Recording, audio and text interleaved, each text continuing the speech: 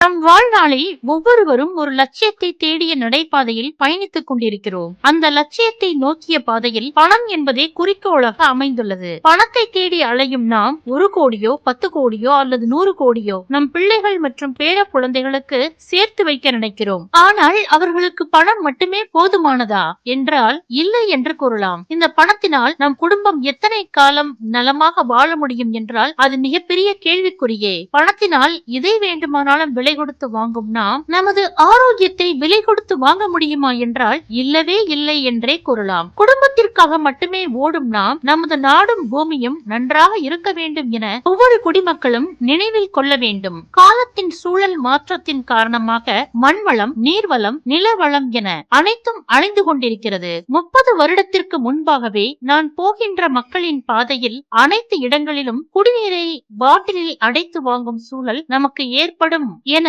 விழிப்புணர்வு கொடுத்துக் கொண்டிருந்தேன். எனது ஓர் குரல் பலர் செவி கேட்கும் செயல்திறனை இழந்து நின்றது. ஆனால் இன்று அந்த கருத்து மெய்ப்பித்து போனது.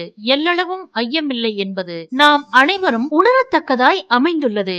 எண்ணிலடங்கா நீர் ஊற்றுக்கள் மண்டியிட்டு தாகம் தீர்த்த காலம் அன்று. ஆனால் காசு கொடுத்தும் தாகம் தீர்க்க முடியாத காலம் இன்று என்று எத்தனை வேதனைக்குரியது இந்நிகழ்வு என்றால் இந்த இயற்கை அழுத பிள்ளைக்கு பால் தராத தாயை போன்ற நிலையை நமக்கு தந்தரளி உள்ளது. இதற்கு காரணம் நாம் தான். தண்ணீரை எப்படி இன்று விலை கொடுத்து வாங்கி தவித்துக் கொண்டிருக்கிறோமோ அதே போல் நம் உயிர் வாழ தேவையான சுவாச காற்றையும் விலைக்கு வாங்கும் நாள் வெகு தூரம் இல்லை என்பதையும் உங்கள் முன் கூறுகிறேன். தண்ணீரை எப்படி விலை கொடுத்து வாங்கும் சூழல் ஏற்பட்டதோ அதே போல ஆக்சிஜனையும் விலை கொடுத்து வாங்கினாலும் நமக்கு கிடைக்காது என்பதே நான் 15 வருடங்களாகவே ஒவ்வொரு இடங்களிலும் எனது மனதுக்கு முறையாக பதிவு செய்து கொண்டிருக்கின்றேன்.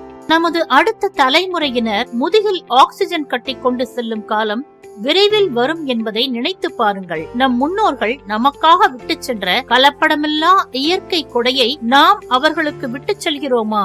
ஏன் இந்த நிலையை நாம் அவர்களுக்கு கொடுத்து செல்கிறோம்? கடந்த 30 வருடங்களில் எவ்வளவு மாற்றங்கள்! இந்த நிலை நீடிக்குமானால் ஆக்சிஜன் நாம் அனைவரும் முதுகில் கட்டிச் செல்வது சாத்தியமே. இதனை நாம் மாற்ற இயலும். இதற்காக பெரிய தியாகமோ உடலை வருத்தி கொண்டு பெரும் உழைப்பினையோ நாம் செய்ய வேண்டாம். இந்தியாவில் சுமார் 140 கோடி மக்கள் உள்ளனர். நாம் நினைத்தால் ஒரு மரம் அல்லது 2 மரக்கன்றுகளோ நட்டு பராமரித்து வந்தால் அதுதான் நமது தலைமுறையினருக்கு நாம் விட்டு செல்லும் மிகப்பெரிய சொத்து என்பதை நாம் மறந்துவிடக் கூடாது. இயற்கை அன்னை நமக்கு கொடுத்த பரிசினை 2 மடங்காக நாம் திருப்பி செலுத்தும் நன்றி கடனும் அதுவே என்பதையும் நாம் உணர்ந்து கொள்ள வேண்டும். உலக அளவில் தனது ஒரு ஆய்வில் வெளியிட்டுள்ள உண்மை என்னவெனில் ஒரு சோலை மரங்களை நட்டு பராமரித்தால் அந்த மரத்தின் ஆயுள் காலத்தில் 40 லட்சம் முதல் 50 லட்சம் வரை அந்த மரமே சேவை செய்து வருகின்றது என்ற தகவலை வெளியிட்டுள்ளது.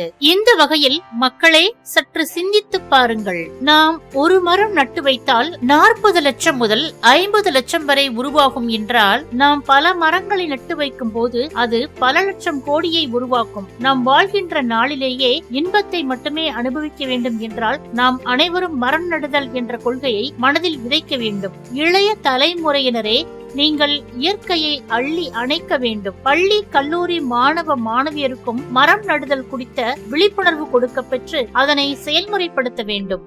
நாம் நமது வீட்டின் அருகே அல்லது வேலை செய்யும் அலுவலக இடங்களில் மரங்களை நட்டு வைத்தால் மட்டும் போதாது. பெற்ற குழந்தையை தாய் கவனித்துக் கொள்வதை போன்று பராமரிக்க வேண்டும். இதனால் நம் வாழ்நாட்களில் காணாமல் போன சோலை வனத்திற்கு உயிர் கொடுக்க முடியும். மரங்கள் இயற்கையின் வரங்கள். மனிதன் இன்றி மரங்கள் வாழும். மரங்கள் இன்றி மனிதனால் வாழ முடியாது என்பதை நாம் உணர்ந்து செயல்பட வேண்டும். மக்களே, பல்லுயிர்களை பாதுகாக்கின்ற, தண்ணீரை பாதுகாக்கின்ற, மண்ணை பாதுகாக்கின்ற மற்றும் காலநிலையை கட்டுப்படுத்துகின்ற மரம் வளர்ப்பு முக்கியத்துவத்தை நாம் அறிந்து கொள்ள வேண்டும். ஒவ்வொரு மரமும் ஒரு சுற்றுச்சூழல் அமைப்பை உருவாக்கும். நாமும் மரம் வளர்ப்போம் என நினைத்து செயல்படுவோம். மரங்களில் பூமியின் மூச்சாகும் வெப்பம் அதிகரிப்பு, குறைவான மழை வீழ்ச்சி, வறட்சி என விலங்குகளின் பதிவிடம் குறைந்து நகர்ப்புறமாக மாறுதல், மண் சரிவு போன்ற பாதிப்புகளில் இருந்து நாம் விடுபட ஒரே தீர்வு மரம் நடுதல் என்பதை முழு மூச்சாக கொண்டு மரம் நடுவோம். பசுமையை நோக்கி மரம் நட நடனமாடச் செல்வோம். நாம் பிறப்பிற்கு பெயர் சொல்ல மரம் நடுவோம். என் உயிர் உள்ளவரை உங்களில் ஒருவனாக இருந்து உங்கள் வழிகாட்டியாக இயற்கையின் சுற்றுச்சூழல் பாதுகாவலனாக வலம் வருவேன். அனைவரும் மரம் நடுவோம். அடுத்த தலைமுறைக்கு ஆரோக்கியத்தை விட்டு செல்வோம்.